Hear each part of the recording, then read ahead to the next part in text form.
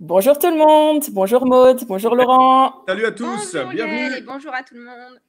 Alors j'espère que tout le monde nous voit, nous entend. Alors j'ai perdu mon chat là. Ah oui, voilà, hop. Donc n'hésitez pas, chers participants, à nous dire si vous nous voyez et si vous nous entendez avant qu'on commence cette conversation sur l'investissement dans l'immobilier. Ah bah, Marie-Christine nous dit que, et Dominique aussi, qu'elle nous entend, qu'elle nous voit, c'est parfait. C'est parfait. Donc, Maud et Laurent, je suis ravie de vous accueillir aujourd'hui dans ce webinaire dédié à l'investissement immobilier. Dans ce sens-là, hein, Maud et Laurent, que les gens ne confondent pas, quoi. Oui, on ne sait jamais, oui, c'est vrai. Pour ceux qui ne connaissent pas encore le personnage, vous allez apprendre pendant cette heure ensemble. Il y a du bon et du moins bon. Voilà. À comprendre, exactement, voilà, qui fait beaucoup de blagues. Donc, Maud et Laurent, on s'est rencontrés il y a 1 an, hein, on a fait un workshop ensemble ici à Luxembourg. Vous êtes super actifs justement à la fois en tant qu'investisseur, mais aussi en tant que, on va dire, formateur, ou en tout cas, vous donnez énormément de retour à cette communauté d'investisseurs ou de me voir. Investisseurs. On est attiré par c'est incroyable. On ne voit pas Laurent. Ah, voilà, Dominique est content. Voilà. Dominique, on est à ton service. Et donc, je vous laisse vous présenter, en fait, vous-même. De qui êtes-vous, Laurent et Maud? Ok, tu veux commencer? Ouais, alors on est un couple d'investisseurs. Donc nous, notre spécialité, c'est principalement investir dans les immeubles de rapport. Moi, j'ai 39 ans, je suis conseillère en gestion de patrimoine et on a la tête d'une tribu de 3 enfants. Et parallèlement, j'ai fait un petit cursus, notamment j'ai un master 1, un master 2 en ingénierie patrimoniale. Voilà ce que je peux dire de moi. Donc après, on est très complémentaires tous les deux sur tout ce que l'on entreprend. Donc on est les défauts des qualités de l'autre, en gros. Et voilà, on a nos compétences respectives. Voilà, moi je m'appelle Laurent Boutillier, donc j'ai 38 ans, 1 an de moins que Maud, mais on n'a même pas besoin de le dire, ça se voit déjà facilement. Dominique, elle était impressionnée par les volumes. Et moi, pour ma part, je n'ai pas fait d'études, je suis d'une famille très très modeste, avec énormément d'amour, mais pas d'argent. Donc il a fallu se débrouiller très tôt. J'ai qu'un BTS technico-commercial, donc un bac+2, que j'ai eu par contre avec une mention très bien, le BTS. Très bien. Et pour le coup, donc j'ai démarré tout de suite dans l'entrepreneuriat. J'ai créé une première société dans le bâtiment où j'ai eu plus de 20 salariés dans l'entreprise. J'ai démarré à investir dans l'immobilier en 2001. À l'époque, j'avais 19 ans. C'était pas plus compliqué, c'était pas plus facile. Les banques prêtaient plus facilement, mais les taux d'intérêt étaient entre 5 et 7%, suivant s'ils étaient capés ou non. Et c'était des taux variables, donc on pouvait avoir, suivant les indices, du 5, 5,5, 6, 7%. Et on empruntait à l'époque sur des SCI uniquement sur 15 ans. Donc mes premiers investissements immobiliers, je les ai empruntés sur 15 ans. J'ai toujours fait de l'immobilier en plus de mon travail. J'ai revendu cette première société dans le bâtiment. J'ai créé une autre société dans le transport que j'ai fermée il y a maintenant 2 ans. Et depuis, je vis de mes rentrées locatives. Et depuis notre, j'allais dire union, mais on n'est pas encore, non, on n'est pas mariés. Hein. Mais depuis notre rencontre et depuis qu'on est ensemble, ça va faire 5 ans. Non, pas encore. Parce qu'elle ne veut pas. Non, mais il ne m'a pas encore demandé. Ah bah oui, si tu ne demandes pas, Laurent. Bah voilà, tu vois. Exactement. Et du coup, depuis notre rencontre, ça a été la fusion, c'est-à-dire que effectivement, Maud a des grandes compétences en termes de préparation de dossiers bancaires, puisqu'elle est dans le milieu. Elle a des compétences également sur l'optimisation fiscale. C'est quelqu'un qui est capable de faire comme ça d'1 euro, 2, 3, 4, 5 euros, optimiser l'ensemble de nos comptes. Donc, on se complète bien. Et aujourd'hui, on a réussi à trouver cette alchimie pour pouvoir continuer à investir. Alors, on continue à investir d'année en année, suivant les objectifs que l'on se donne. L'année dernière, on a par exemple investi dans 17 appartements à travers 3 immeubles de rapport, plus des appartements diffus. On va vous expliquer pourquoi les immeubles de rapport ou pourquoi la location courte durée dans le but de diluer le risque d'impayé sur nos locataires. Et puis, on a comme ça construit notre patrimoine. Donc, aujourd'hui, on apporte une valeur ajoutée pour les personnes qui nous écoutent à travers la formation parce qu'on a découvert finalement tous les problèmes, toutes les optimisations à force de monter. C'est-à-dire que quand… des erreurs, on en a fait beaucoup. Et justement, moi, je pars toujours du principe que chaque erreur, ça forge son expérience. On en fait encore parce qu'on est loin de tout savoir aussi. mais on met à contribution, on va dire, tout notre savoir à la fois théorique, mais surtout dans la pratique sur le terrain. Ça, c'est important pour nous. Et puis, on aime beaucoup échanger. Et voilà. Ouais, on est curieux, puis on se refuse de parler de choses qu'on ne connaît pas. Faire ou donc, du coup, on se met à chaque fois à des nouvelles choses. C'est ce qui nous pousse jusqu'à aujourd'hui à devoir optimiser notre patrimoine à travers la création d'une holding, à travers des comptes de trésor comme ça qu'on doit pouvoir gérer parce qu'on se retrouve confronté. Il faut savoir également, ce que ça peut intéresser, et peut-être que des personnes peuvent se reconnaître, que moi, j'avais une petite fille avant de rencontrer Maud. Maud, elle avait déjà 2 enfants. Et cette nouvelle union a créé des nouveaux investissements avec des enfants qui sont de 2 lits différents. Ouais. Ce qui peut, s'il y a un problème d'un des deux, causer des soucis qui sont compliqués lorsqu'on parle de succession. Donc il a fallu aussi trouver des solutions pour se protéger mutuellement. Il a fallu que je protège Maud, que Maud me protège, en anticipant un éventuel problème. Donc l'immobilier, c'est aussi ça, c'est toujours avoir au moins une année d'avance, à la fois sur les impôts, sur le fisc, parce que l'immobilier est fortement taxé en France et dans d'autres pays. Donc toujours avoir un petit peu d'avance et toujours se protéger de façon à ce qu'on anticipe un éventuel problème, si problème il y avait. Voilà pour notre petite présentation, j'ai envie de dire. Voilà. Pour information, il parle beaucoup. Hein, donc, voilà, donc ça va être un vrai challenge de cadrer ça dans 1 heure, mais challenge accepté. C'était l'introduction. Et donc Laurent et Maud, j'ai préparé un petit agenda pour essayer de cadrer autour de sujets de discussion que j'aimerais avoir avec vous. Attendez, j'essaye de partager mon écran. Hop, voilà. Est-ce que ça fonctionne? Ça fonctionne, génial. Voilà. OK. Donc, commençons par le commencement. Pour tous ceux qui n'investissent pas encore ou qui n'ont pas encore investi dans l'immobilier aujourd'hui, comment est-ce qu'on réfléchit à un premier projet d'investissement immobilier? Ensuite, comment est-ce qu'on trouve son premier bien ou comment est-ce qu'on trouve son bien quand on veut investir? Quelle structure donner à ces investissements? Tu l'as déjà brièvement abordé. Il y a différentes considérations qui peuvent t'amener à choisir d'investir soit en ton nom propre, soit au travers de différentes structures. Comment est-ce qu'on le finance? Et de manière plus générale, quels sont les éléments qu'on prend en compte pour déterminer le rendement de ces investissements et du coup, combien financer et comment? Et puis, une fois qu'on est dedans, comment est-ce qu'on gère au quotidien? Quel temps ça prend? Quels sont les outils qu'on peut utiliser? Est-ce qu'on le fait soi-même ou est-ce qu'on délègue? Voilà, ça, c'est un petit peu les points qu'on va aborder aujourd'hui. Alors, je précise tout de suite à notre audience, en 1 heure, on ne va certainement pas pouvoir faire une masterclass détaillée. D'ailleurs, Maud et Laurent, en général, ils font ça sur un week-end, si je ne me trompe pas. Mais par contre… on mettra évidemment les liens. Si vous avez envie d'en savoir plus, je vous encourage à suivre Maud et Laurent sur les réseaux sociaux.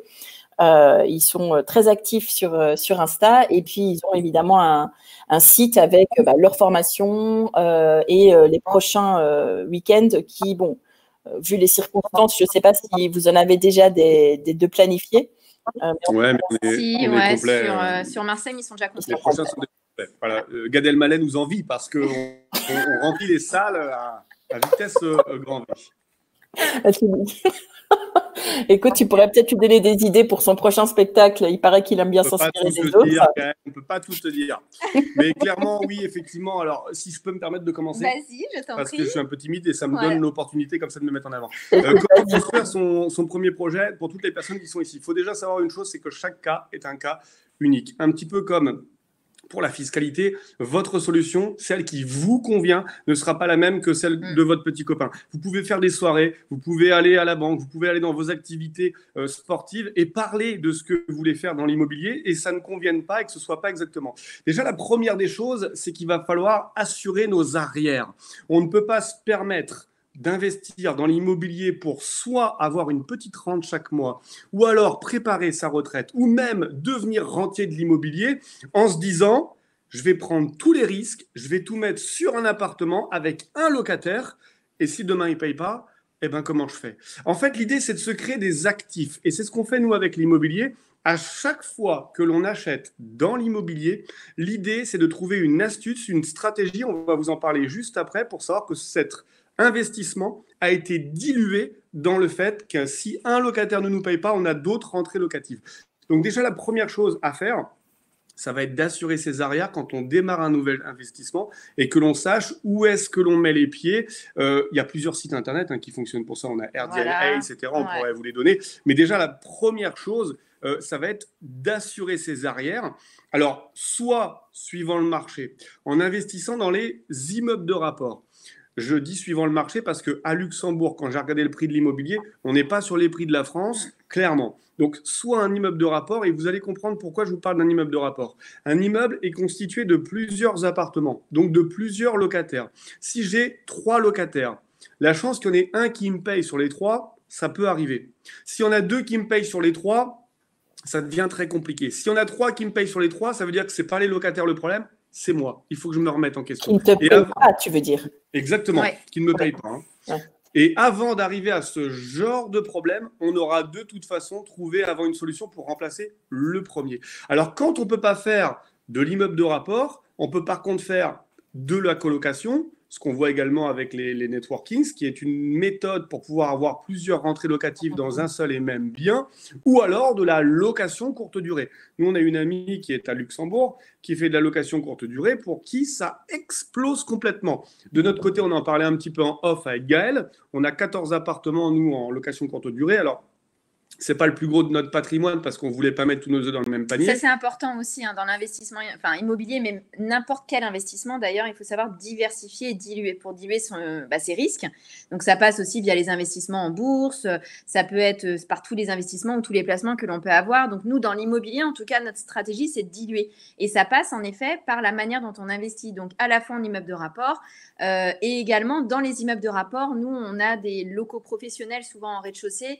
On a de la location pérenne, auquel cas, du coup, on touche une autre typologie de personnes et on tente aussi la location courte durée depuis quelques temps. Ce qu'on appelle le Big Four, généralement, c'est-à-dire qu'on a 4 points très importants, à savoir un immeuble de rapport avec le local en bas pour refacturer une partie de la taxe foncière. Ouais. Ensuite, on a la location courte durée pour avoir un maximum de rentrées locatives et faire beaucoup de cash flow. Ensuite, on a la location pérenne. Et dans les communs, la partie commune, on a généralement quelques travaux pour pouvoir demander un différé de prêt à la banque, 12 mois, 24 mois ou 36 mois, pour justement prévoir, faire de la trésorerie et anticiper les impayés éventuels des locataires. Donc, finalement, quand on veut se lancer dans l'immobilier, la première question… Il y a une certaine stratégie à avoir au démarrage. Et la première question que les gens se posent, c'est combien je vais pouvoir investir? Est-ce que je dois aller voir ma banque? Est-ce que je dois trouver un bien? Qu'est-ce que je dois faire? Avant tout ça, c'est déjà de trouver un produit sur lequel je vais pouvoir assurer mes arrières. Si on dort bien, nous, la nuit aujourd'hui, c'est qu'on sait que sur un de nos immeubles, d'ailleurs, je vais prendre un exemple qui est très concret, on a actuellement un immeuble où il y a 4 appartements et un local au rez-de-chaussée. Il faut savoir qu'il y a 3 appartements qui ne sont pas loués depuis plusieurs mois à l'intérieur parce qu'on a décidé de faire des travaux dans cet appartement.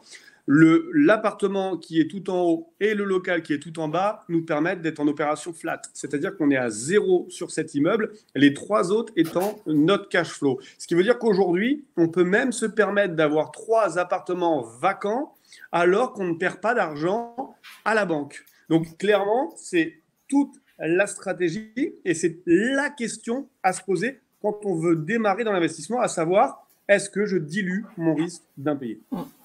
Là, c'est des choses qui sont déjà assez techniques. Donc, tu parles, j'entends dans ce que tu dis, il y a un aspect d'optimisation fiscale, puisque vous dites que les taxes foncières différées, il y a une logique de trésorerie, puisque tu dis on peut en faisant des travaux, ça nous permet de différer le remboursement du prêt, etc. Donc c'est déjà en fait énormément de, si tu veux, de facteurs à prendre en compte. Alors c'est vrai que pour nous c'est simple parce que voilà, c'est quelque chose que l'on regarde. Exactement. Pour quelqu'un qui n'est pas dans le finance et que donc pour qui toute cette optimisation est peut-être un peu compliquée, c'est quoi le premier projet qui pourrait, je dis pas, ça va dépendre de chacun, mais quel est un premier projet qui est abordable ou qui permet finalement de rentrer dans cette complexité petit à petit? Est-ce que je peux y aller? Ouais, vas-y. Alors, moi, je pense que Vas-y. Parce que moi, je suis un peu timide. Mais déjà, enfin non, je mets quand même quelque chose parce que souvent, parfois, on va aller trop vite. Ouais. On est plutôt partisan d'y aller step by step Voilà. et d'être objectif avec sa situation. Un exemple, quelqu'un qui gagne par exemple 2 000 € par mois, d'aller chercher quelque chose à 500, 600 000 €, c'est peut-être un peu trop important. Il y a un moment, il faut rester objectif. Bien évidemment, quelqu'un qui gagne 5, 10 000, voilà, on va être proportionnel à sa situation personnelle. D'autant plus quand on démarre, vaut mieux commencer par quelque chose qui est un peu plus bas.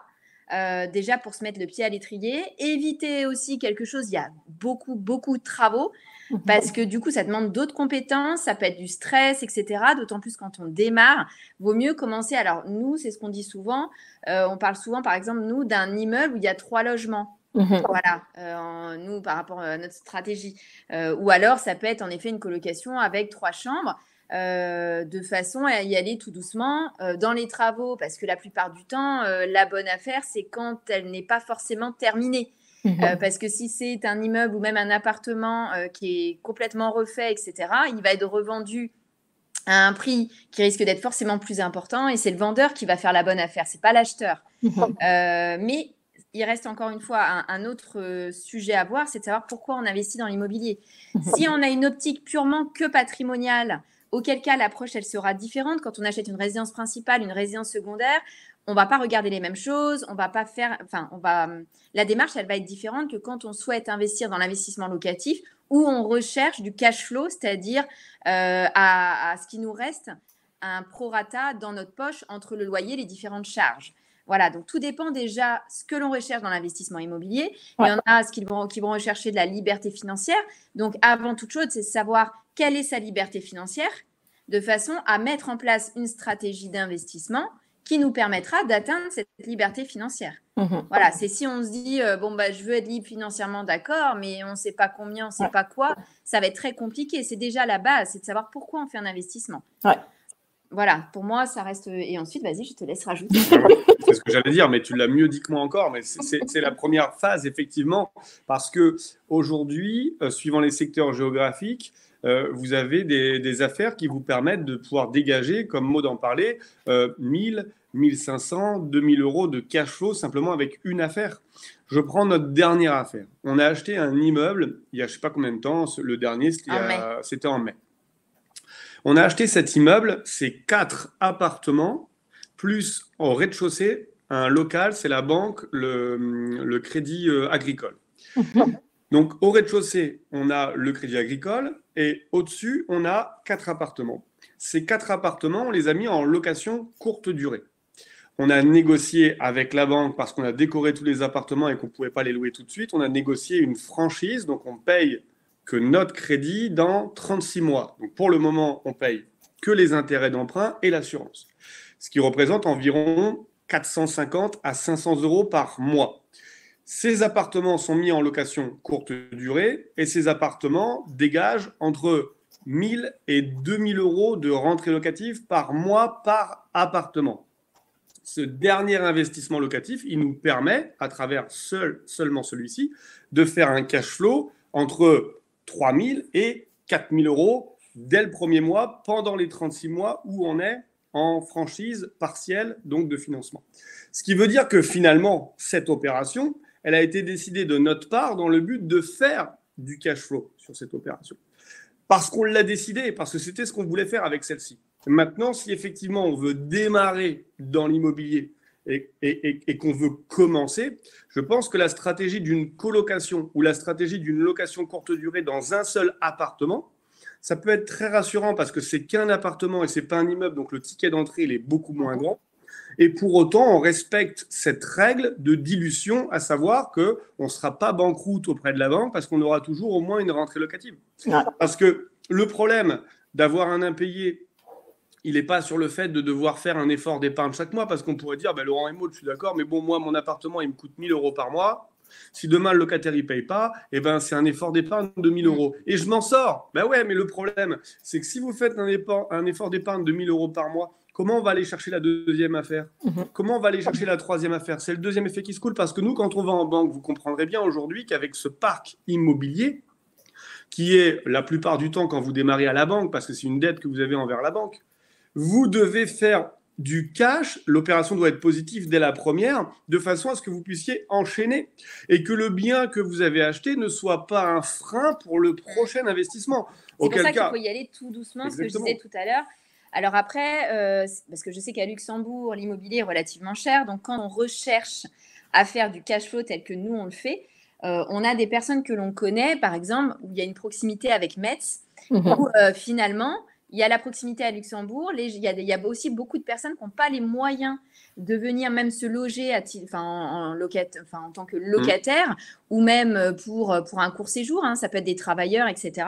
Et ils préfèrent venir se loger à Metz où là, du coup, les locations sont beaucoup moins chères. Donc ça, c'est un point très fort qu'on peut avoir visiblement quand on habite à Luxembourg. Est-ce que vous pouvez nous dire dans le chat, nous donner votre feedback, savoir si ce genre d'infos, ça vous intéresse ou si, comme le disait Gaël, c'est un petit peu technique et si on va loin dans la technicité ou s'il faut revenir un petit peu sur des fondamentaux et sur des bases. Dites tout dans le chat, donc on aimerait bien avoir le feedback parce que là, du coup, on n'a pas de retour. Savoir si finalement ça vous parle ou par rapport à votre secteur géographique, ça vous paraît être complètement démesuré parce que c'est vrai qu'encore une fois, chaque secteur a ses particularités. Ouais. Et voilà, nous, on est proche Paris, mais proche Paris, il y a encore des endroits où on peut faire des très, très belles affaires avec des tickets d'entrée à 300, 350, 400 000 euros. Je sais que certains, là où vous vous trouvez, du 300, 400, ça peut-être être très compliqué. Ça a l'air de bon, Ruka qui nous dit non, ce n'est pas technique ni démesuré. C'est parfait comme approche. Ursula, ok, super. Très bien. Et Ursula demande justement si ça fait du sens de commencer plutôt avec un petit appartement en Allemagne ou en France, donc effectivement à la frontière, c'est ce que tu disais, Maud, le prix du mètre carré est beaucoup moins élevé. Et ça m'amène je pense, à la prochaine question qui est comment est-ce que tu trouves le bien et donc le bien idéal entre guillemets. Et dans ce contexte-là, c'est dans quelle mesure est-ce que la proximité avec l'endroit où tu habites ou en tout cas l'endroit que tu connais est importante quand tu choisis un bien en particulier au début? Oui, alors il faut savoir que pour moi, le meilleur secteur, c'est celui où on se trouve. C'est-à-dire que si vous êtes né dans la ville où vous êtes ou si vous êtes à proximité et que vous connaissez les artisans, vous savez où se trouve la gare, l'aéroport, le musée, la cathédrale, bref, vous connaissez votre secteur, il ne sera pas plus facile que d'investir dans celui-ci, là où vous vous trouvez actuellement. Déjà pour gérer les travaux dans un futur proche, gérer le casting des locataires, gérer les problèmes qu'il pourrait y avoir. Bref, c'est votre secteur, là où vous habitez. Donc, c'est beaucoup plus facile d'investir à cet endroit-là. Pour chercher une bonne affaire, il y a une méthodologie, une stratégie qui est très simple, sur laquelle on passe pas mal de temps. Déjà, vous avez un site internet qui s'appelle l'internaute.com, qu'on utilise nous énormément, qui est gratuit, vous pouvez y aller. Vous tapez le nom de la ville et vous tapez nombre d'habitants. Quand vous tapez le nom de la ville, nombre d'habitants, vous allez avoir le lien de l'internaute, vous cliquez dessus. Et vous allez avoir une courbe. Cette courbe, elle va vous dire si déjà, dans cette ville, la population, elle est en déclin ou au contraire, si elle est en pleine croissance. Nous, on a des villes, ici, en France, où clairement, c'est des grosses villes et il n'y a plus rien qui se développe. Le coût fait que monter et les gens, du coup, font que reculer. Notre stratégie à nous, c'est de trouver ce qu'on appelle des villes de seconde zone. C'est-à-dire des villes sur lesquelles les gens débordent parce que la ville, elle va migrer, elle est tellement grosse que les gens sont prêts à faire des kilomètres pour pouvoir sortir. On va trouver ces villes. Alors, comment on fait ? Déjà, on part toujours sur une base de 20 minutes. Et j'insiste bien, ce n'est pas 20 kilomètres. Parce qu'avec aujourd'hui le réseau autoroutier, le réseau ferroviaire, beaucoup de villes sont devenues plus proches les unes de les autres. On l'a vu par exemple avec Bordeaux, qui a pris à 5 ans une claque de 20% sur l'immobilier parce qu'il s'est retrouvé à 1 heure plus proche de Paris qu'il l'était avant, juste parce que le TGV va plus vite. Donc aujourd'hui, les gens sont prêts à faire 20 minutes. À l'époque, 20 minutes, c'était 5 ou 10 kilomètres. Aujourd'hui, 20 minutes, c'est 15 ou 20 kilomètres. C'est-à-dire que le réseau est beaucoup meilleur. Donc clairement, c'est déjà de faire un cercle de 20 minutes par rapport à la ville sur laquelle vous vous trouvez. Et ensuite, je vais aller chercher des interactions. C'est-à-dire que je vais voir si j'ai un parc d'attractions, je vais voir si j'ai un musée, je vais voir si j'ai une gare, je vais voir si j'ai un aéroport avec plus de 3 millions de passagers à l'année. Je vais voir s'il y a des points d'intérêt Ça peut être par exemple un entrepôt Amazon. On sait que quand un entrepôt Amazon arrive dans une ville, dans un village ou dans une campagne, il va créer 800, 1000, 1500, 2000 emplois. Ces gens, il faut bien les loger, ces personnes-là. Et si vous achetez un appartement ou un immeuble dans un village par rapport à la ville, vous avez une décote de 20%, 30% ou 40% par rapport au prix au mètre carré.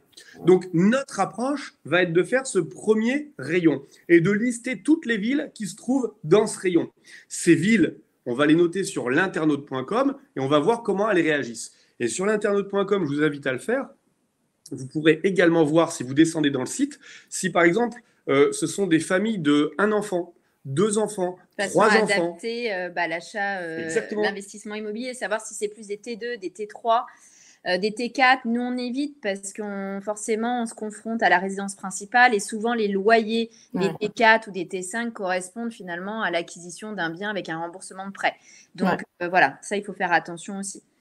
Exactement. Donc ça, c'est la première approche. Une fois qu'on a trouvé notre ville ou notre village, on va cette fois-ci aller sur un site internet, ça peut être seloger.com, sur PAP, sur Le Bon Coin, et on va taper cette ville avec un budget plus 20%, parce qu'on imagine qu'il y a une marge de négociation, et puis un nombre de mètres carrés minimum pour éviter toutes les annonces avec les locations. Et là, on va pouvoir commencer à trier et commencer à faire notre recherche de biens.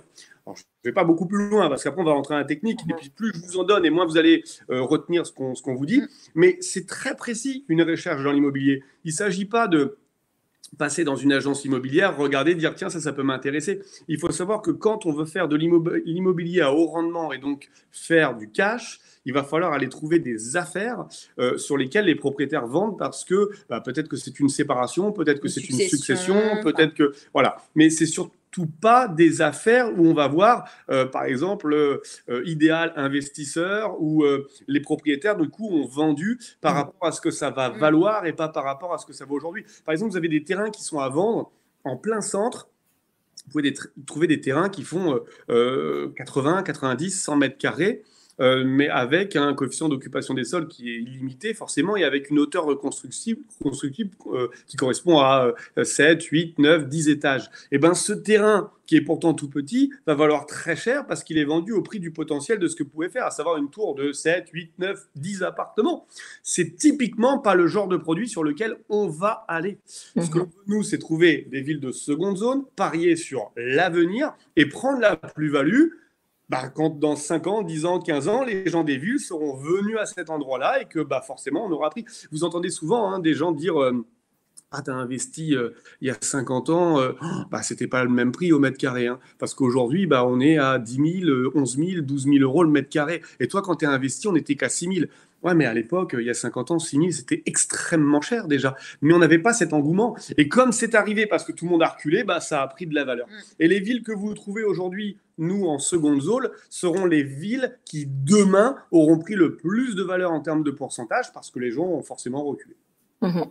Ok, d'accord. Donc, en fait, il y a l'aspect démographie, trouver des régions qui, entre guillemets, montent en termes de popularité, mais sont encore abordables. Un bien qui soit, entre guillemets, facile à louer, donc en termes de taille, c'est-à-dire pas trop petit, pas trop grand, et sur des biens qui sont typiquement en location, comme tu dis, pas des biens qui se rapprochent d'une taille de résidence principale, parce qu'alors tu vas être en concurrence avec de l'achat. Et de s'assurer qu'il y ait des points d'attraction autour, c'est-à-dire ils sont accessibles, des commerces et éventuellement, si tu fais de la location courte durée, des trucs intéressants, quoi. Ouais. Voilà. Ouais. Ok, très clair. Écoute, je pense qu'on a déjà pas mal de points là-dessus. Et donc, ok, on l'a trouvé ce bien. Comment est-ce qu'on investit en propre, en société? Quels sont les éléments en fait qui peuvent faire balancer un peu la décision sur ce sujet-là? Alors, ce qu'il va falloir voir pour le coup, c'est vraiment la situation, l'aspect civil déjà de la personne, en fonction si on est déjà célibataire, si on est concubin, si on est divorcé avec des enfants de 2 lits différents, par exemple, nous, c'est notre cas, si on est marié en fonction du régime, etc. Donc ça peut finalement aider dans l'acquisition.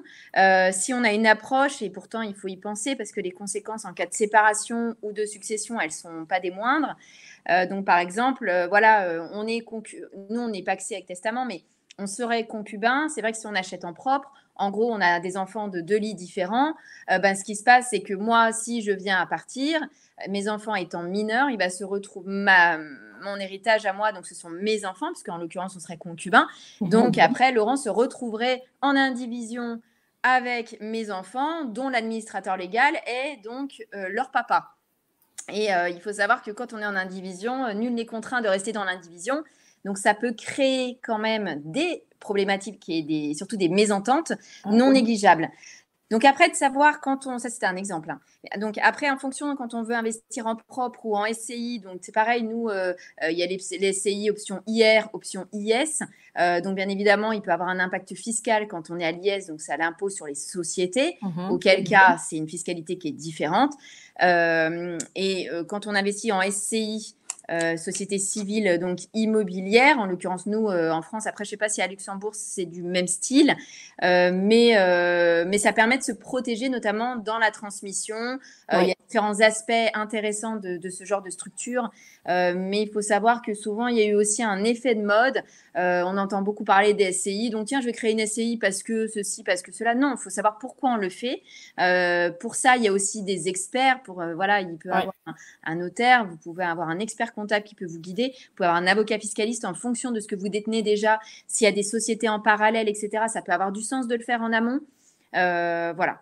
Donc là, vraiment, c'est des problématiques de succession, d'héritage et donc d'optimisation fiscale. Donc là, le mieux, c'est comme tu dis, c'est d'aller voir son notaire, d'aller voir un expert fiscal pour déterminer si on a une situation effectivement complexe, ou en tout cas une situation familiale complexe. Dans des situations. Après, c'est pareil, c'est aussi de savoir est-ce que je vais percevoir les revenus immédiatement ou est-ce que je suis plutôt dans une approche long terme. Donc, dans ces cas-là, quand on investit en propre, c'est vrai que là, on aura une tendance à recevoir le revenu immédiatement. Quand on est dans une SCI option IS, il faut attendre d'être en bénéfice avant de ressortir. Il y a la flat tax, il y a différentes qualités. Donc, tout ça, il faut en avoir conscience. Dans tous les cas, de toute façon, il y a des avantages, il y a des inconvénients de la manière dont on investit. Il faut juste avoir conscience de tout ça.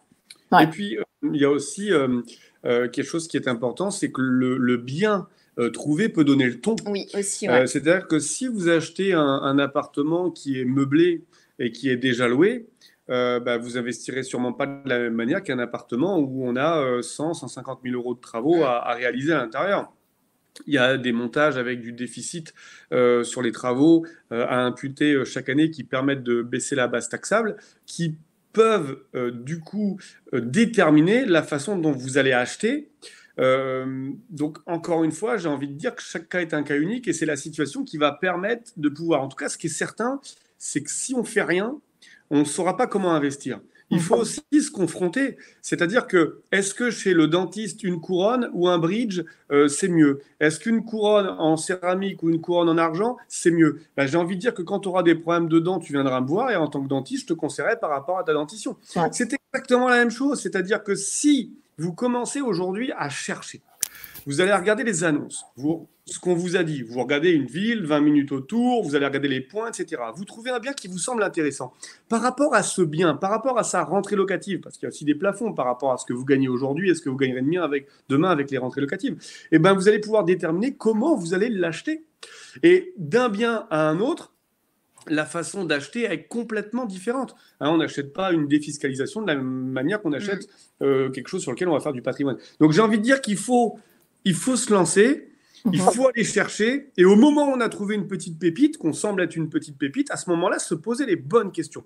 Mais essayer de trouver et de dire de façon chirurgicale, je vais acheter une coloc de 81 mètres carrés dans laquelle je vais faire 3 chambres, 2 salles de bain, une pour les filles, 2 machins avec du papier rose, on n'y arrivera jamais. On ne le fera jamais. On est souvent confronté à des personnes qui veulent absolument déjà tout maîtriser avant même d'avoir trouvé le bien. Et ce qui se passe dans ces cas-là, c'est qu'il ne se passe rien en fait. Parce que quand on veut trop maîtriser, on ne fait rien.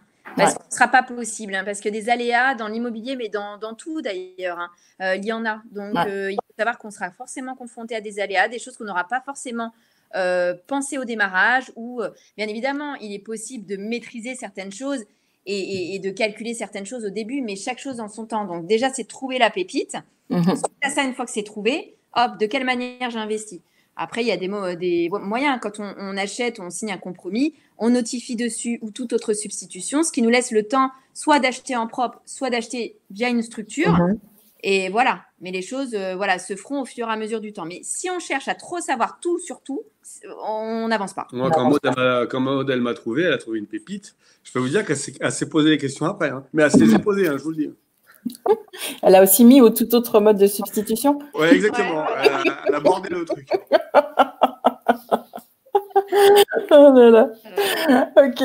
Écoute, on l'a trouvé la pépite. Comment on la finance maintenant? Quels sont les éléments là déjà de quel pourcentage, quel apport, mais aussi, et ça on en avait discuté dans le workshop l'année passée, je pense que c'est important, c'est de dire dans la mesure où on est sur un bien locatif, comment est-ce qu'on calcule les rendements attendus de manière suffisamment prudente que pour qu'on ne se retrouve pas dans une situation justement où on n'est pas assez dilué les risques. Voilà. Ouais, bien sûr.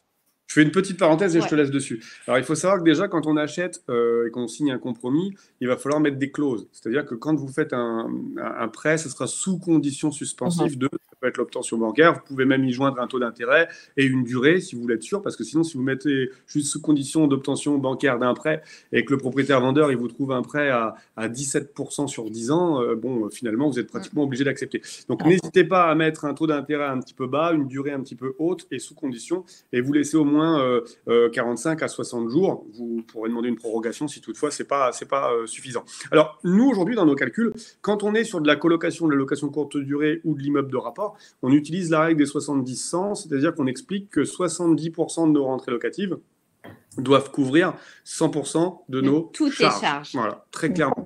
Donc, c'est facile. Vous faites 70% des loyers. Et si c'est 1 000 € de loyer, ça fait 700. Et dans les 700, vous devez avoir votre crédit, votre taxe foncière au prorata revenu au mois.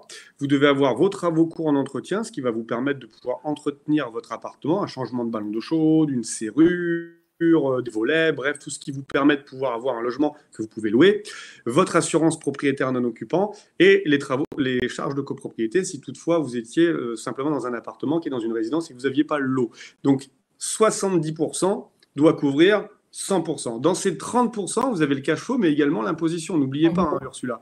Donc, ces 30% vont vous permettre de pouvoir régler une vacance locative d'un mois, par exemple, vont vous permettre de pouvoir payer vos impôts, vont vous permettre de faire en sorte que vous payez l'ensemble de votre bien. Et plus le bien est grand, et plus j'ai de rentrée locative, et plus je vais pouvoir faire de cash flow. Donc, les 30%, ce n'est pas que le cash flow, parce qu'en dehors de la rentrée locative, il y a aussi l'imposition qui rentre en compte. Et Ursula demande des épargnes pour la rénovation. Est-ce que c'est dans les frais? Oui, les travaux courants d'entretien, les TCE, donc travaux courants d'entretien, ça rentre dedans. Par contre, bien évidemment, quand là, je reviens sur la rentabilité justement d'un bien, quand on calcule la rentabilité d'un bien, et d'autant plus quand il y a des travaux de rénovation, on le prend en considération dans le calcul et dans les charges. Ça, c'est important puisque ça va s'imputer finalement sur la rentabilité. D'autant plus que ces travaux, la plupart du temps, et on conseillera de les inclure dans le financement. Il faut vraiment, quand on fait du locatif, maximiser le montant de l'emprunt et minimiser l'apport. Ça, c'est important. Il faut charger à fond. Il n'y a pas d'intérêt de mettre de l'apport. Bien évidemment, les conditions d'octroi aujourd'hui, post-Covid, sont amenées à changer un petit peu et en fonction des organismes bancaires. Ça dépend aussi sans doute des pays et voilà, je pense qu'à Luxembourg, on ne demande peut-être pas la même chose qu'en France au niveau des conditions d'octroi financier. Mais en tout cas, ils sont plus conservateurs sur… en fait, je sais qu'en France, tu peux faire des prêts jusqu'à 110, 120% du bien. Ici, c'est beaucoup plus compliqué d'avoir un financement même à 100%, je pense, en particulier sur des immeubles de rendement. Donc, mais oui, en fait, voilà, c'est des questions de négo. Et si tu vas acheter comme on disait avant, si tu achètes à la frontière, tu peux aussi trouver une banque en fait à la frontière. Et d'ailleurs, pour ceux qui sont à Luxembourg et qui veulent acheter en grande région, je leur conseille d'aller voir des banques locales plutôt que des banques luxembourgeoises, parce que les banques luxembourgeoises ne sont pas les plus compétitives, que ce soit en termes on va dire de flexibilité de financement et même dans les conditions d'octroi. On a encore des indemnités de remploi si tu veux refinancer, si tu veux mettre terme, qui sont juste énormes, alors que je pense que en France, en Belgique, c'est maximum 3 mois d'intérêt, etc., quoi. Donc voilà. Ouais, et encore, on est à zéro, on négocie en cas de remboursement anticipé partiel ou total, c'est sans frais. Sauf rachat de la concurrence, c'est à 3% de frais. Alors, par contre, le 110 en France, il a quand même été revu. Clairement. Depuis là, au fur et à mesure, et surtout par rapport à la situation d'aujourd'hui post-Covid, c'est vrai qu'il va forcément avoir des incidences économiques, notamment sur les sociétés, les entreprises. Donc, les banques, là-dessus, elles essaient de prévoir la chose. Et ça devient un petit peu plus compliqué de faire du 110%. Après, c'est du cas par cas, encore une fois. Ça dépend vraiment. Et on le voit, nous, d'une région à une autre, sur une même banque, les personnes n'ont pas forcément les mêmes conditions d'octroi. Et puis, ça dépend même dans la même région de l'agence dans laquelle ils se situent. Enfin, donc, tu vois, c'est vraiment du cas par cas. Mais il faut s'adapter clairement aux situations. Et nous, maintenant, c'est vrai que les derniers investissements, on a mis un peu d'apport parce que à un moment, il faut jouer le jeu aussi. Et puis aussi parce que quand on commence à avoir un encours, il faut aussi rassurer les banques. Et ça passe par un peu d'apport et par exemple, des placements, des choses comme ça, quoi. Alors, pour répondre à ta question, Gaëlle, et faire simple, sur cette question de rentabilité, savoir si j'y vais ou j'y vais pas. Nous, aujourd'hui, c'est vrai que psychologiquement, on comprend le calcul, donc on le fait très vite. Mais on va prendre un exemple qui est très simple. Vous avez un bien qui vaut 200 000 euros, sur lequel vous avez une rentrée locative à 1 500 euros par mois, par exemple. Et vous vous dites, ce bien, à combien je peux l'acheter pour que ce bien me génère du cash et que je sois sûr de ne pas me planter? Parce qu'il y en a plein qui visitent un bien, il vaut 200 000, il y a 1 500 euros de rentrée locative, ils se disent, chérie, qu'est-ce qu'on fait? Propose 190 parce que j'ai vu, il avait l'air de bonne humeur. Ou alors, achète au prix, je veux pas qu'il parte. Mais aujourd'hui, on a la possibilité de pouvoir faire des calculs qui nous permettent de savoir à l'euro près combien il faut proposer. Déjà, on a 200 000, 1 500 euros de rentrée locative. Donc, notre rentrée locative, c'est 1 500. Pour aller au bout du calcul, il faudrait faire 1 500 fois 11 divisé par 12. Ça nous mettrait un mois de rentrée locative, mais on va rester sur quelque chose de simple. 1 500. En général, dans nos calculs, juste quand tu as dit fois 11, on prend tout le temps un mois de vacances. Un mois de vacances, parce que ça peut correspondre au fait qu'on change de locataire, au fait qu'on ait des travaux à faire, au fait qu'un locataire ne nous paye pas et qu'on mette en place une mesure, etc. Il y a toujours plus ou moins un mois. Donc, on va prendre 70% de ces 1 500. 70% de la rentrée locative. Donc, 70% de 1 500, ça fait 1 350. Oui, 1 050. Non 1 050, ouais, parce qu'il y a 300. 1 050. Donc, ces 1 050, dans ces 1 050, vous devez avoir votre crédit bancaire qui vous permet de pouvoir financer les 200 000, qui sont l'achat. Et vous devez avoir toutes vos charges, à savoir votre taxe foncière ramenée au mois, puisque vous êtes propriétaire, votre assurance PNO, les travaux courants d'entretien, on en a parlé, donc de l'épargne rénovation tout à l'heure, et les charges de copro. Ce qui veut dire que si vous avez, en termes de taxes foncières, charges de copro, assurance propriétaire non occupant et travaux courants d'entretien, si vous avez déterminé qu'il y en avait pour 300 euros, ça fait 1 050 moins 300. Il vous reste donc 750 euros pour pouvoir financer votre bien. 750 euros sur 20 ans, c'est à peu près 130 ou 140 000 euros. Donc, ça veut dire que votre bien à 200 000 euros, vous voyez qu'il n'est pas du tout rentable. Il faudrait faire une offre à 130 000 euros et qu'elle soit acceptée pour que vous puissiez faire 30% de cash et y mettre votre imposition. Donc, ce qui veut dire que pour pouvoir calculer, pour démarrer et calculer votre offre d'achat, la règle des 70-100, elle est très bonne. Donc, vous prenez votre rentrée locative, vous enlevez toutes vos charges et ensuite, vous avez comme ça la possibilité de calculer ce qui vous reste pour payer votre crédit. Parce que nous, c'est vrai qu'on, dans nos calculs, on ne va pas en dessous de 10% de rentabilité.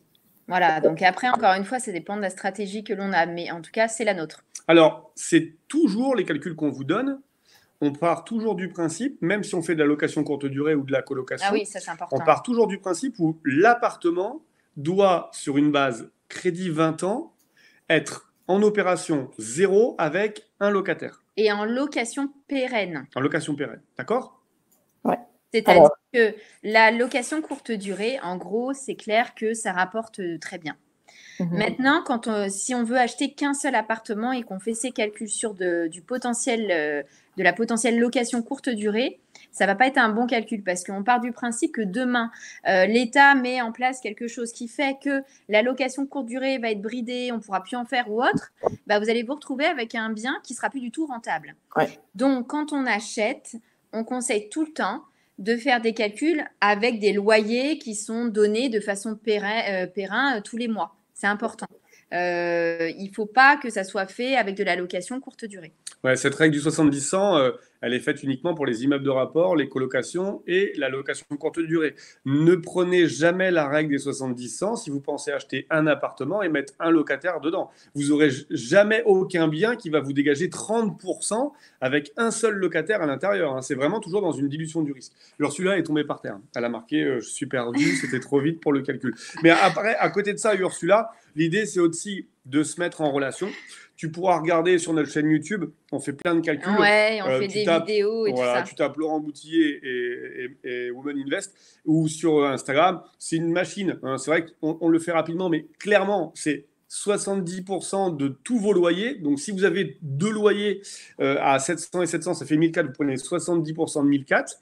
Et ces 70%, vous enlevez encore toutes les charges inhérentes. On a dit taxes foncières, PNO, charges de copro, travaux courants d'entretien.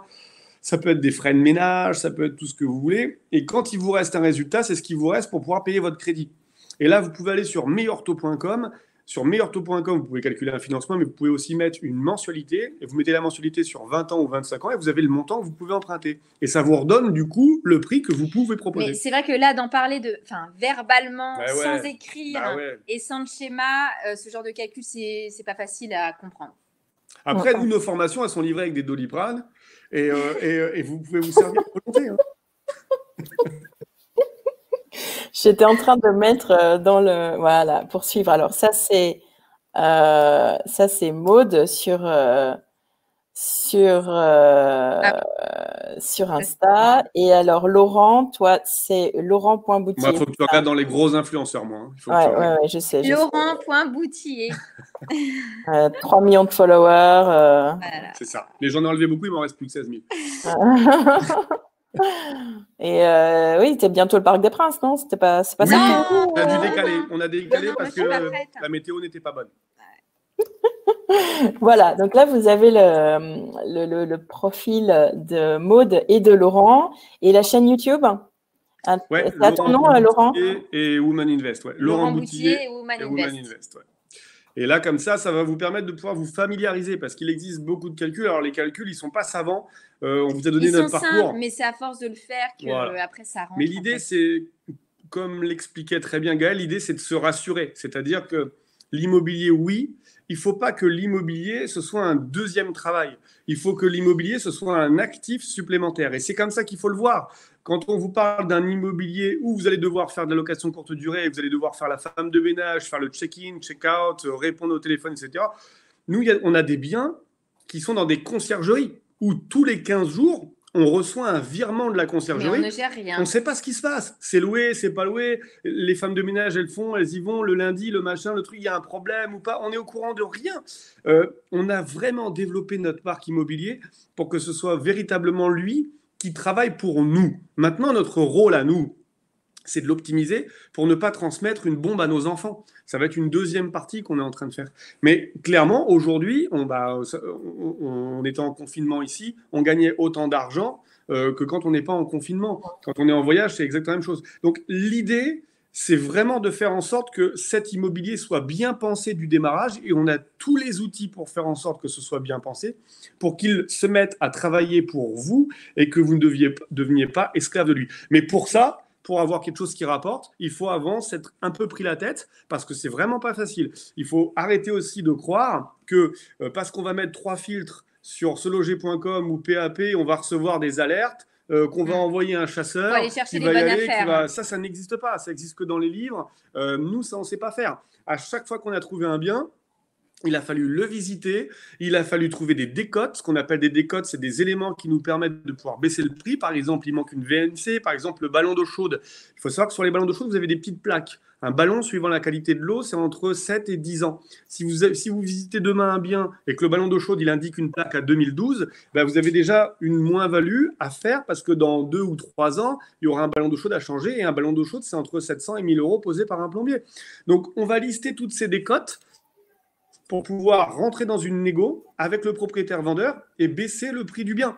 Mais encore une fois, si vous êtes dans un secteur où il y a plus de demandes que d'offres, vous ne pourrez pas négocier. Parce que j'ai pas beaucoup de feedback, mais souvent les gens nous disent « Ouais, mais attends, Laurent et Maud, nous, on visite et ça part au prix, quoi. On peut même pas négocier, ça part au prix. Mais la première réponse, c'est t'es pas au bon endroit. Ouais, Si tu exactement. vas dans un endroit où il y a plus de demandes que d'offres, même si tu es un super négociateur, et Dieu sait si j'ai beaucoup de défauts, mais que j'ai des compétences en négociation, vous pouvez m'envoyer dans le 16e arrondissement de Paris, je vais faire la queue comme tout le monde, et je vais acheter au prix, et je serai peut-être pas choisi. Parce que celui qui fait une affaire, c'est celui qui vend, c'est pas celui qui achète.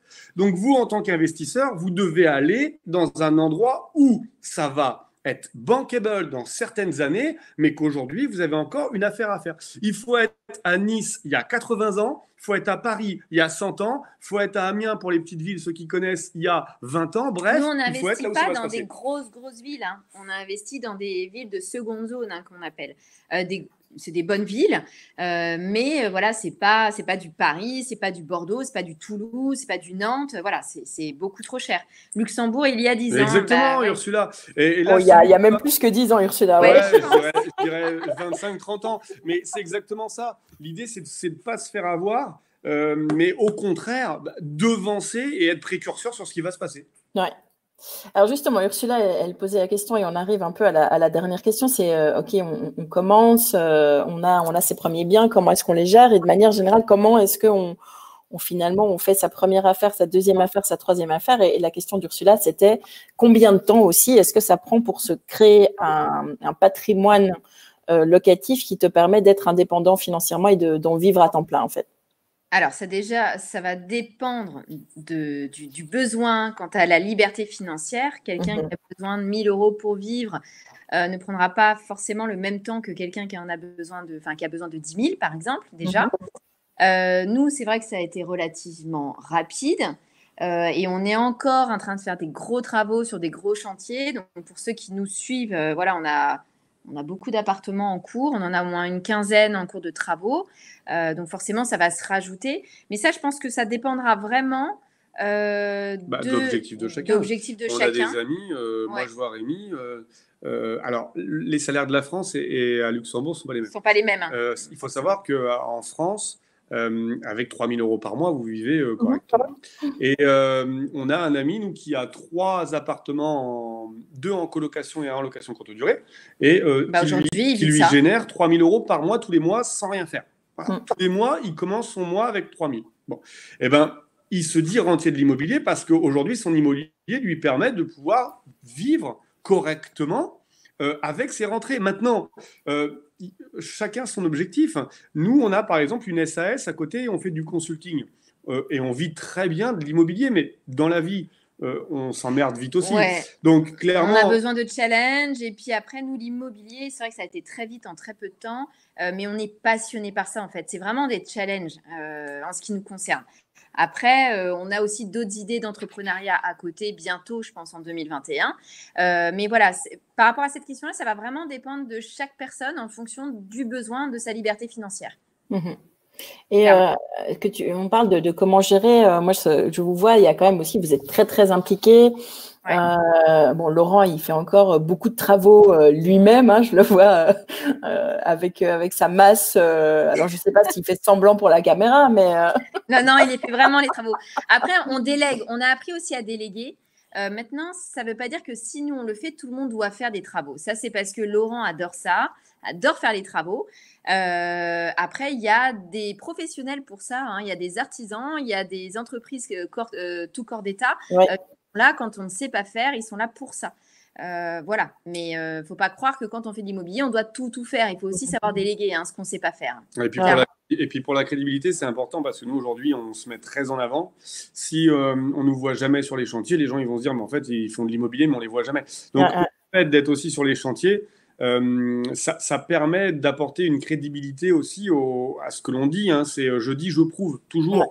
On vient expliquer aux gens que c'est pas compliqué, et ben on leur montre que c'est pas compliqué. Si demain on nous voyait toujours dans des superbes voitures, on pourrait dire ah bah ouais mais bon c'est facile pour eux. Aujourd'hui c'est bling bling et avant c'était. Donc on a gardé en fait finalement. Moi j'avais une boîte dans le bâtiment donc c'est clair que les travaux j'adore ça. Depuis tout petit je fais des travaux. Je suis passionné par les travaux d'innovation, soit les suivre ou soit les faire. C'est un piège aussi de savoir faire les choses parce que vous tous qui nous regardez, il y a bien quelque chose dans lequel vous êtes bon et quand on est bon dans quelque chose, on a toujours tendance à vouloir y aller. C'est-à-dire que les gens qui sont bons en informatique, ils ont un problème avec un virus, ils vont pas l'emmener chez l'informaticien, ils vont vouloir le réparer eux-mêmes. C'est humain, c'est comme ça. Moi, j'aime les travaux. Alors, quelquefois... Alors, tu casses des trucs exprès pour pouvoir les réparer, c'est ça? Exactement. Là, j'ai tout pété. Et là, du coup, je suis content, on a du boulot. Mais non, j'entends, Maud, tu dis il faut apprendre à déléguer, etc. Mais la réalité, c'est aussi quand même qu'au début en particulier, les choses que le fait de pouvoir faire certains travaux toi-même, de pouvoir gérer la location soi-même, ou en tout cas d'utiliser les applis qui te permettent d'amener, ça te permet aussi de faire baisser tes frais, et du coup d'améliorer la rentabilité de ton investissement. Par contre, du coup, les travaux que l'on fait ne sont pas déductibles non plus fiscalement parlant. C'est vrai, ouais, voilà. Tout à fait. Ouais. Donc, il y a des deux. Maintenant, on a ce besoin, nous, de gérer. On a certains appartements en location courte durée qu'on a mis en conciergerie. Bon, déjà parce qu'ils ne sont pas tout à fait à proximité, et puis parce qu'il y a un moment, on n'a que 2 bras, et au vu du parc locatif, on ne peut pas non plus tout faire. Vous en avez combien maintenant en location courte durée, on en a, du coup, en tout, on en aura 14, mais il y en a 3 encore en travaux. Du coup, il y en a 4 qu'on a délégués en conciergerie et le reste, c'est nous qui gérons. Mais ça se passe très bien. On gère avec la femme de ménage qui gère tout. Les check-in, check-out, c'est des boîtes à clés. On ne voit jamais les clients. Enfin, voilà. Donc, tout se passe très, très bien comme ça. Mais c'est vrai qu'il y a un moment, il faut savoir aussi déléguer. Donc, il ne faut pas non plus se dire que quand on fait de l'immobilier, tout de suite se mettre un frein en se disant « Ouais, non, mais je ne sais pas faire ça, je ne peux pas y aller. » Non, quand on ne sait pas faire, nous, on a cette chance parce qu'on est complémentaires. C'est moi souvent qui trouve la bonne affaire, c'est moi qui gère les dossiers bancaires, les financements, la fiscalité, la gestion de trésor. Tout ce qui est toutes les locations courte durée, toute la déco, c'est moi qui les fais, mais parce que j'adore ça, donc j'y vais, c'est un vrai plaisir. Il y en a peut-être un, on va réussir à le remettre. Alors, du coup, je suis déjà excitée de me dire, tiens, je vais pouvoir gérer un peu les travaux, savoir quelle matière on va mettre, quel thème, etc. Mais ça, c'est parce que c'est un plaisir. On a aussi des personnes qui n'achètent pas forcément à côté parce que le marché n'est pas là ou autre, ils délèguent. Maintenant, nous, on s'est rendu compte aussi que quand on n'est pas là, quand on n'est pas derrière les artisans, il ne se passe pas grand-chose. Et soit il y a des conneries de fête, soit il ne se passe rien. Donc, on préfère, nous, avoir cette proximité et de pouvoir, parce qu'on peut le faire, être sur place, de venir régulièrement, parce qu'il y a plein de travaux qu'on délègue aussi. Laurent peut pas, on a un projet de 9 apparts en cours, clairement, avec 2 bras, c'est pas possible. J'allais rebondir là-dessus parce que si vous voulez faire de l'immobilier et que vous n'avez pas de connaissances dans les travaux, j'ai envie de dire que c'est une bonne nouvelle. On a fait une intervention à Toulouse il y a 10-15 jours. On était attendu sur les travaux. Et on a présenté pendant 3 quarts d'heure un dossier sur une immersion dans un chantier. Et beaucoup étaient affolés au démarrage en se disant « Oui, mais moi, je ne m'y connais pas en travaux, donc du coup, je ne peux pas le faire. » Et finalement, là où il va falloir vous concentrer, c'est sur votre zone de génie. Et surtout, faire déléguer le reste. À l'école, moi, je me rappelle, j'étais bon en maths et j'étais nul en français. Mais quand je vous dis que j'étais nul en français, je ne faisais pas des photos mots, je faisais des photos phrases. C'était encore pire. Et les professeurs me disaient, il va falloir, Laurent, que tu bosses le français pour rattraper tes lacunes. Or, finalement, dans la vie, le plus important, c'est pas de bosser ses lacunes, c'est d'optimiser et de continuer à travailler ses points forts et de déléguer les lacunes. Ouais. Finalement, quand on voit les gens et qu'on leur dit où est-ce que vous êtes bon et qu'ils nous disent, moi, franchement, je suis bon sur la demande de financement. À la banque, je me sens à l'aise. Avec mon conseiller bancaire, j'ai un super feeling. Je suis très bien, mais après, j'ai peur des travaux. OK. Eh bien, développe, fais en sorte d'avoir ton crédit, comme ça, tu as l'affaire. Et ensuite, tu fais faire par un coordinateur de travaux, tu laisses aller par un architecte ou un maître d'œuvre ou une entreprise tout corps d'État. Et puis, tu suis, tu te balades, tu vas sur les chantiers. Mais tu vas surtout pas. Et en plus, c'est comme ça qu'on apprend finalement. Quand on est novice, c'est à force de faire des rendez-vous, à force d'aller sur place, etc., qu'on va apprendre des termes, qu'on va apprendre des choses dans des domaines qu'on ne sait pas. On ne va pas demander à exceller dans ces domaines-là. Clairement, moi, les travaux, sincèrement, je délègue, je ne cherche même pas. Bien évidemment, aujourd'hui, il y a des choses que je sais davantage, mais je ne cherche pas forcément à en savoir davantage non plus parce que ce n'est pas ma compétence. Et je vais faire exceller dans ce que je fais en parallèle pour qu'on puisse aller vers nos objectifs, en tout cas. Oui, clairement. Voilà. Après, pour revenir, vraiment, l'investissement immobilier, pour nous, c'est le fait de diversifier. Je pense que quand on démarre, mais au fur et à mesure du temps des investissements, il ne faut surtout pas aller que sur la même typologie d'investissement. Nous, on a des locaux pros, on s'adresse à une cible de personnes, sont des professionnels. On sait pourquoi on le fait, parce que ça permet de redistribuer une partie de la taxe foncière au local pro en fonction de la superficie qu'il détient dans l'immeuble. Donc, ça va aussi dans notre rentabilité. On a de la location pérenne avec des gens qui sont là au mois. Ça, c'est important. Et puis, on a de la location courte durée que l'on fait. Donc là où on en a 14 en plus. Voilà. Et de la location exotique. On a un magasin africain. Ah oui, oui, mais c'est des locaux pros, quoi. Mais c'est important. Il faut vraiment diluer. Ça passe par là. Donc, il m'a fait peur là quand il a parlé de location de type. Il est beaucoup trop tôt pour vous dévoiler le patrimoine. Non, mais c'est important. Nous, on a fait de la location courte durée parce qu'en fait, on surfe sur la vague. On sait que c'est hyper rentable. On y va. Maintenant, on sait bien que ces biens qu'on avait pour certains en location pérenne, on les repassera peut-être un jour en location pérenne parce qu'on en aura marre ou parce qu'il y aura une loi. Ou, voilà. Mais ne faites pas, parce que je vois, par exemple, le Covid, ça en était un exemple. Ouais. Les personnes qui avaient peut-être 3-4 biens en location courte durée pendant cette période-là. Et qui n'avaient rien d'autre. Je prends les grandes villes, par exemple. Ils se sont retrouvés. Alors, j'espère pour eux qu'ils avaient fait une bonne gestion de trésor en amont, qui ne gaspillaient pas au fur et à mesure le cash flow. Parce que ça, c'est important aussi, la gestion de trésor pendant les investissements. Mais voilà. Et comme quoi, nous, on n'a pas été impactés par ça parce qu'on a tous les autres biens qu'on détient en parallèle. Donc, au final, nous, on n'était pas stressés. Voilà. Ouais, tout à fait. C'est ce qu'on discutait en voix off, où j'avais un autre investisseur qui, effectivement, lui, était très concentré sur des biens coloc, courte durée, donc avec aussi un renom qui était très rapide. Et il s'est retrouvé du jour au lendemain avec je ne sais pas combien d'apparts sur les bras, pas occupés, quoi. Et ça, il était assez embêté, oui. Ouais, il ne faut pas oublier que c'est vrai que la location de courte durée, c'est entre 20 et 25% de rentabilité. Donc, c'est énorme. Quand vous faites un investissement et qu'on vous redonne entre 20 et 25 points, ça n'existe nulle part. Mais il ne faut pas oublier, moi, j'ai eu à l'époque une société dans les énergies renouvelables. Je vendais des panneaux solaires, je vendais de la géothermie et de l'aérothermie, avec des crédits d'impôt en France qui étaient compris entre 30 et 50%. Tant qu'il y avait du crédit d'impôt, on vendait. Et du jour au lendemain, l'État nous a dit crédit d'impôt, il passe à 20, puis il passe à 10, puis il passe à 0. Nos commandes, elles ont fondu comme neige au soleil. Donc, si demain, dans la location courte durée, on nous explique qu'il y a une taxe de, je dis une bêtise, 1 000 euros par mois, ou alors vous pouvez louer que 60 euros par an, ou alors vous ne pouvez pas louer que... Eh bien, clairement, on repassera nos logements en location pérenne, donc au mois, et on sait qu'on fera moins de rentabilité, mais qu'on sera en opération flat, donc 0, ou alors avec un petit gain de 5, 6, 7% de rentabilité par mois. Mais on ne peut pas tout mettre, effectivement, dans le même panier. Mais ça, c'est dans tous les métiers la même chose. Partout. Dans toutes les classes d'actifs, quand tu investis, c'est la base. Ouais. Ah ben là, tu es mieux placé que nous encore pour la dilution du risque. Là, clairement. Ouais. Ok, écoute, en tout cas, je pense que là, on a presque tenu notre heure, Laurent, tu vois. Ouais, tu vois. Alors... on m'améliore, je saute sur une pente. Je suis sur une pente en ce moment. Vraiment bien, vraiment bien. On espère que, en tout cas, vous avez apprécié parce qu'on ne vous connaît pas, donc c'est pas toujours évident de faire connaissance comme ça avec un mec barbu et une nana à côté.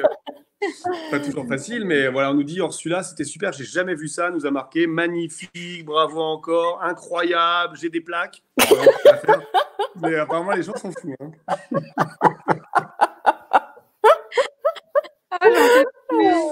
Moi, si vous avez des questions, en tout cas pour Maud et Laurent, on peut encore en prendre quelques-unes avant de les libérer pour leur prochaine conférence. Yes. Je vois que Florence… On est en soirée conférence. On est en soirée. C'est une soirée spéciale, c'est à thème, nos soirées. Et là, c'est quoi? C'est 240 personnes que vous avez, c'est ça? Ouais, 240 ce soir. Je vais regarder. D'inscrits. Waouh. Ils sont… Ouais, c'est gros, là. Hein. Et enfin, c'est gros pour vous, hein. De quoi? Et ça, c'est sur Zoom, c'est ça? Non, c'est pas sur Zoom, c'est sur l'Ornibox. Ah, ok, d'accord. Non, sur l'Ornibox, que sur Zoom, je crois qu'on est plafonné à 100 avec notre abonnement. Ok, d'accord. Donc si vous avez des questions, il ne faut pas hésiter.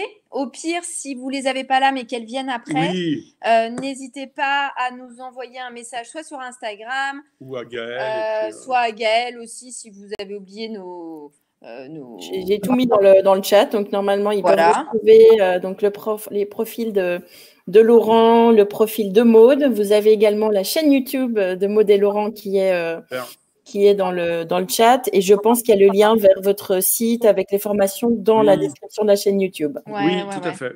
Vous pouvez trouver.